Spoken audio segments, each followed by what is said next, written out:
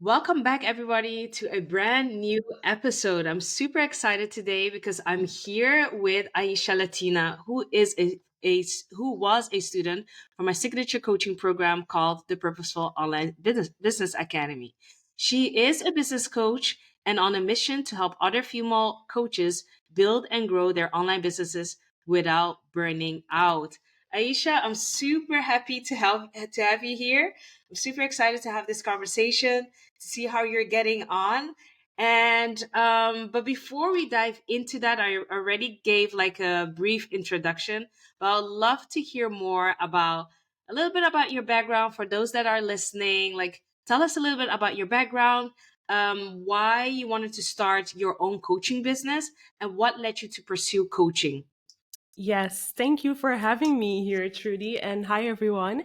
So, how it all started for me was last year. I started a podcast on internal conflicts, and the reason why I started a podcast was because I wanted to have a place where I could express myself and things that I felt interested in. So, be a bit creative. And at the same time, pursue my values of intelligence. So, that's one of my values. And through that process of starting a podcast, I was able to build up my confidence in seeing how the knowledge that I was sharing with other people was having an impact in their lives, because my friends would come up to me and say, "Hey, this thing you mentioned was so good. Like it helped me with this." And then I'd start to think, "Oh, Yeah. okay, like I'm seeing that things that I'm interested in can help people." And at the same time, I was also going through some own personal development in, building my confidence in my business skills, because I do have a background in business. So I studied learning sciences, and then I did Okay. entrepreneurship studies, and I also work in AI product development. So I do have extensive experience in solving business problems, but still there was something inside of me that was kind of holding me back from like stepping into that part of myself online. Like I was not really showing that part at all. And through realizing that I wanted more freedom in my life, actually, what is the best way to get freedom? It's to Yeah. actually pursue entrepreneurship and start a business. So through that, I realized, if I'm feeling very, very attracted to female empowerment and empowering other women, because I am also a woman and I know the things that we go through. So just combining all of that together, like I naturally just fell into helping other women start their own businesses, which also helped me become more confident in my own business skills. So it was all very natural progression. Yeah. Love that and love your mission as well. And I'm curious to hear because, starting a business, what we see online might sound or feel like it's super easy and in one day you can already make 10K or whatever.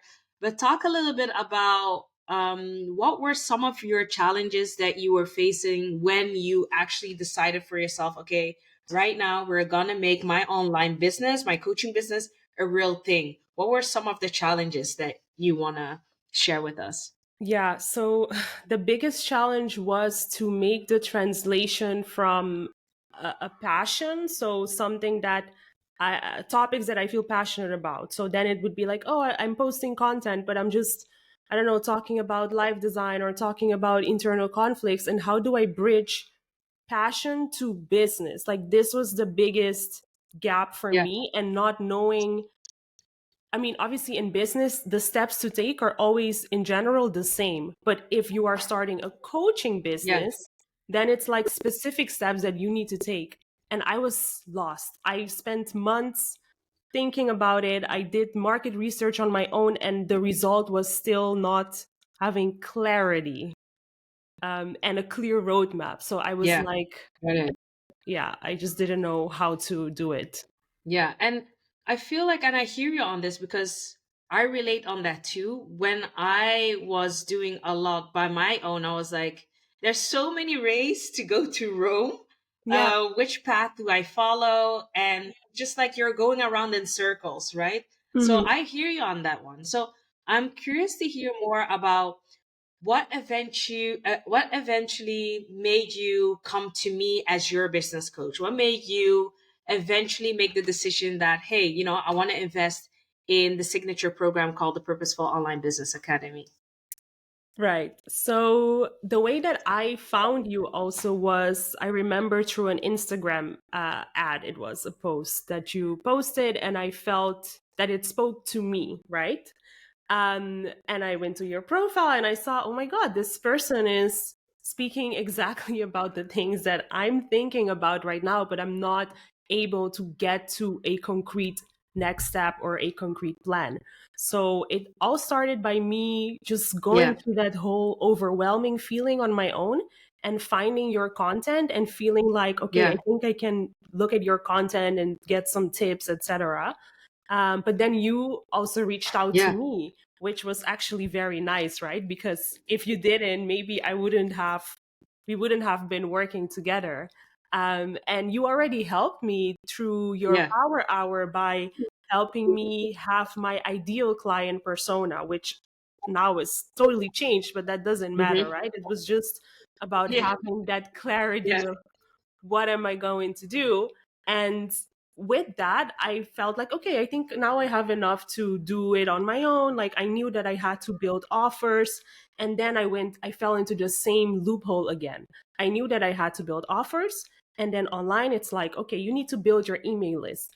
You need to build a lead magnet. You need to do this. You need to, and then I felt overwhelmed. I thought, no way. Like I don't feel yeah. confident in the knowing that what I execute today is going to have the desired impact of building a business. So I remember that week as well that I was just thinking, I need to invest. I need to invest.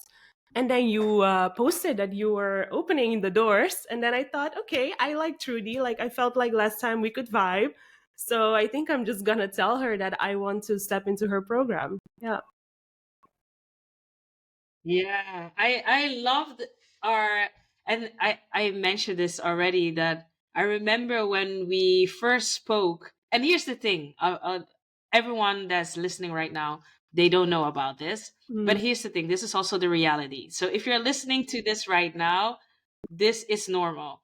When we first met and I pitched the program, you said no, right? So a lot of people are like, and here's the thing as well, when female coaches are starting out, they're petrified when hearing no. But this is a perfect example of no doesn't mean no forever. You can always just generally keep in touch with one another and see how it goes. So that's how we actually continued our collaboration together. So I love that. And what I want to know is, so eventually we started working together, but can you name certain specific strategies or techniques that were taught inside of the program that you find to be the most helpful in now you attracting clients for yourself for your coaching business? Yeah, so I can think of two things. So on the one hand, I really like the way that you make me choose a specific niche and one specific outcome. So I think this is also something I see with my clients, that they are not able to make steps in their business because they're not able to just say, okay, I want to start with this concrete focus. I 100% stand behind this Yeah, strategy to start a coaching business.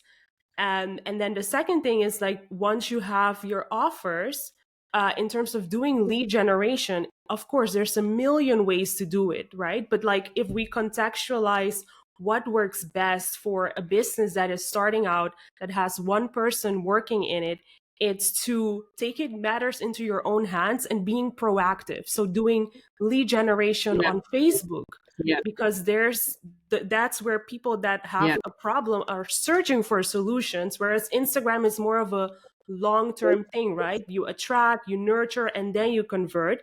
But Facebook is really like yeah. effective. So I think those two things set me up for success 100%.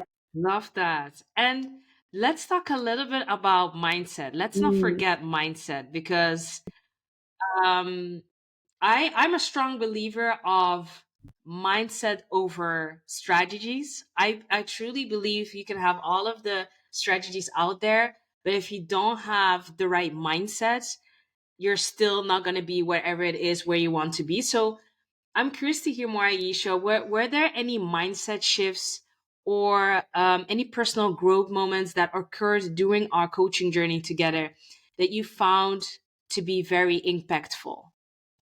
100%. So when we started working together, I was still very iffy about whether I could do it. So, can I be a business coach? Because of course I know about business, but I didn't know back then like what would be then the strategy to help other business coaches yet. I didn't feel 100% confident yet.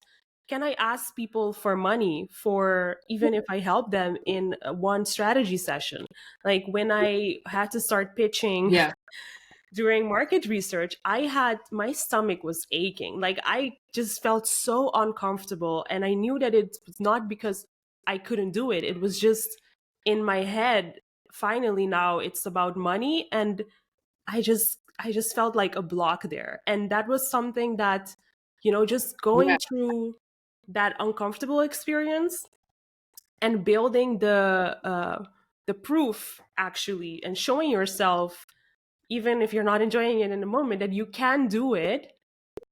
That was like a really big mindset shift that I had to make, right? Like first selling the program at a beta mm, price and now selling it for 2K. And once I sold it for 2K, I really looked back at the moment when I was yeah, sitting in the market research call and feeling, that uncomfortable about asking for money. And I was like, wow, it hasn't even been 4 months. And that transformation and mindset shift was yeah, made. So I would say that one is like definitely the biggest one. And a smaller one is more yeah, related. And I think this also should help other female coaches.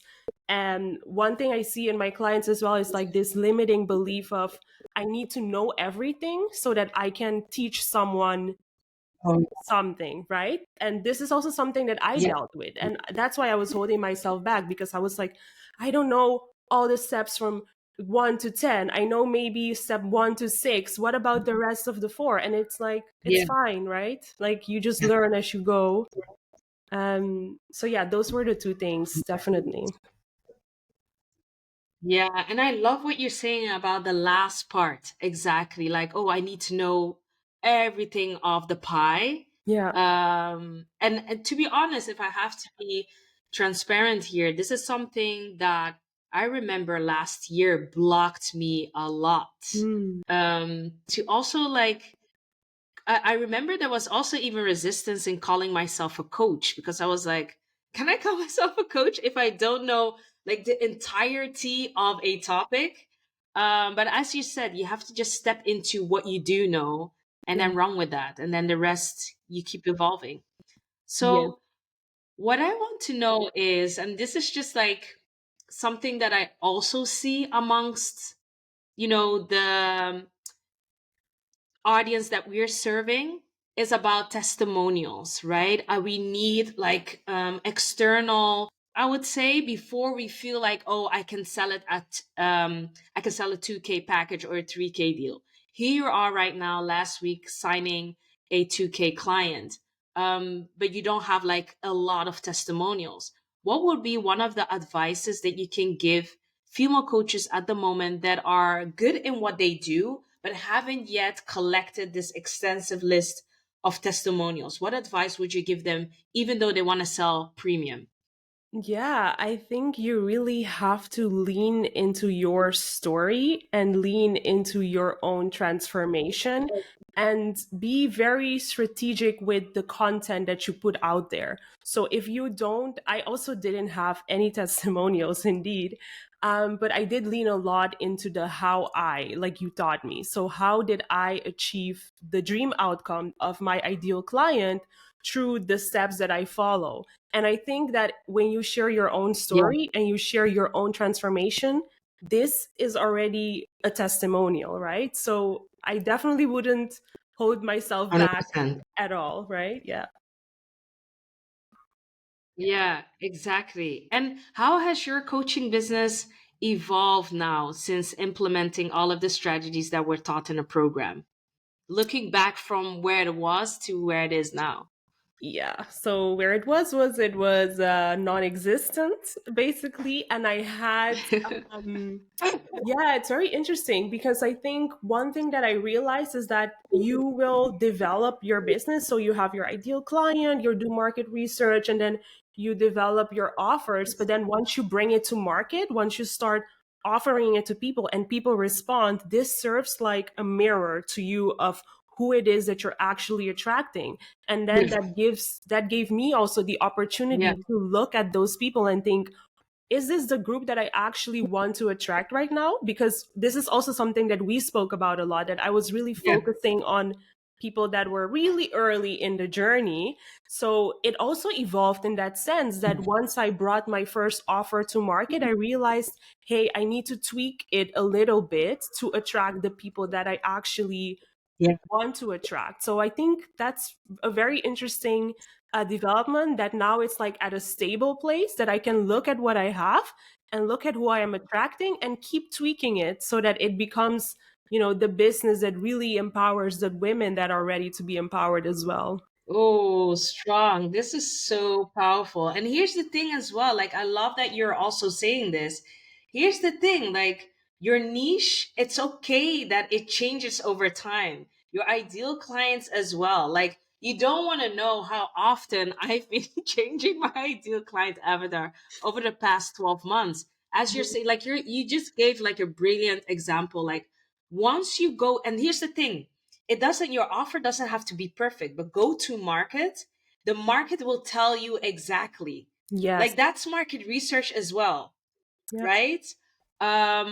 Yeah, so that's a very valid point. And what I want to know is, saying that, what advice would you give other coaches at the moment who are, just starting out, but are struggling to attract like high ticket clients for their coaching business? What advice would you give them?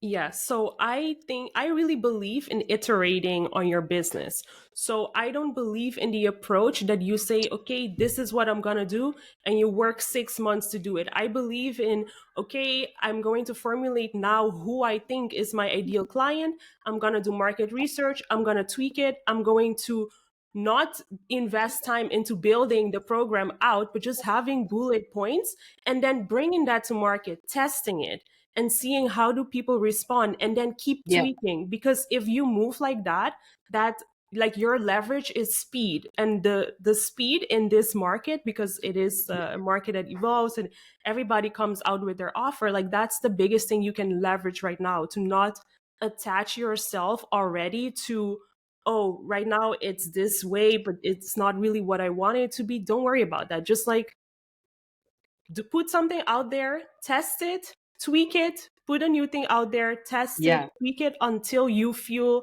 like it's good enough now. Now I can move to the next step in my business. That's like the biggest piece of advice I can give. This is a golden gem of an advice.